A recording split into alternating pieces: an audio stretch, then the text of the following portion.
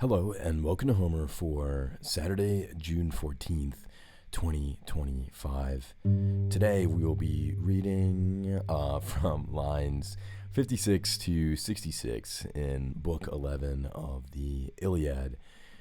This is a beautiful passage. We have sort of a catalog of the Trojans, and they're getting ready to go to battle on the other side, up on the plain, which is where they have rested that evening.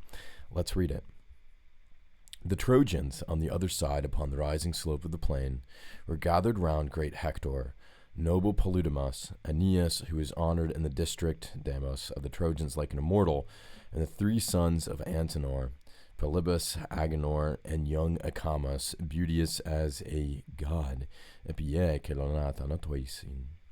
Hector's round shield showed in the front rank, and as some baneful star that shines for a moment through a rent in the clouds, and is again seen hidden beneath them. Even so was Hector now seen in the front ranks, and now again in the hindermost, and his bronze armor gleamed like the lightning of Aegis-bearing Zeus. Let's get this to fill the whole screen here. Yeah, there we go. Awesome. Let's sing it.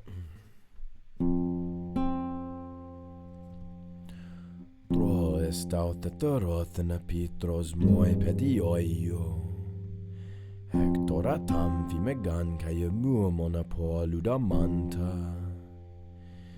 Aine iantos trositeiosos tieto deimoi.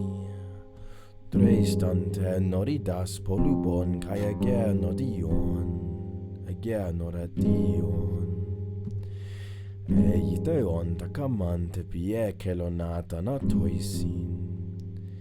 Hector den protoisi per aspida pantos eisen. Huios dec nefeon anafain taulios aster. Pampainon potedauti sedua nepe ascioenta. O sector hote mente meta protoisi panesken. Alote den pumatoisi calauon pastara caurcoie. Lamphos testerope patros dios aegiokoio.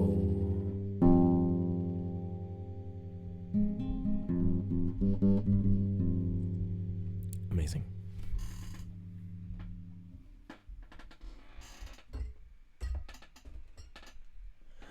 All right. We got some great Trojan details here. This is an interesting fact for you, listener. The Trojans are usually described when they're assembling for battle. So we have the assembling for battle of the Achaeans before. Now we have the assembling of the Trojans. There's always an assembling, right, before each battle. And we're sort of getting, it's sort of a rocky start here, but the Trojans are always listed as a polyglot din, right? And here they're not. But I want to make the argument that actually this metaphor here, my screen froze. You just have to deal with the audio for the rest of the video. I like to make the argument for the fact that here in this sequence, so if you see down there, 1, 2, 3, 4, 5, 6, 7, 8, pampainon totedautis edu nefeas kioenta, right? And then the line above that, hoios dec nefeon anapain toulios aster. Just as a baneful star, a dread star, ulios aster, right, is shining through, right, out of the clouds, when for a moment totedautis, shadow casting clouds go down. So Hector was, he appeared before them, right? And then alote then, he appeared at the backmost of them, ordering them around. Pumatoisi is backmost, and Kaleon is ordering them around. It kind of portrays the disorder of the Trojan ranks. And I think it's fundamental for thinking about these two armies.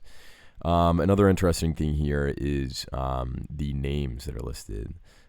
So it's kind of quick, right? It's just the first 5 lines, but these first 5 lines actually mean quite a lot. First of all, we got Aeneas, right? Aeneas, they really liked the fact that he was made immortal. So I think they wrote a whole poem about him in Rome, as a sort of founding mythology, right? The Iliad. Then there's these other names, which are, some of them are familiar to us and some of them aren't. But it's important to note that they're all kind of weird, un-Greek names. So like Aeneas, right, is of weird extraction. Then there's Polubon. It's kind of Greek, but like it's like a little short. You know what I mean? Boss. What is mini cow? That doesn't sound right.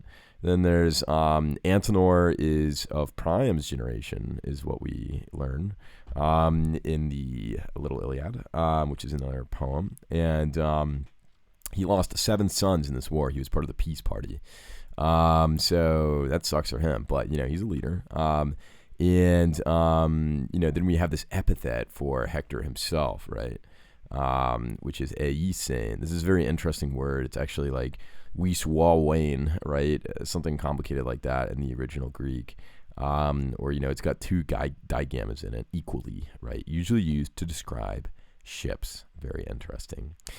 Anyway, that's all I had to offer you today. I hope you enjoyed this great line. I really like this cloud metaphor. It's really, really beautiful, the way it's described that he's going in and out of his troops. He's a good leader, and we'll see if his leadership bears fruit next time. Thank you so much for listening. Thank you so much for being here, and I look forward to seeing you tomorrow. Take care.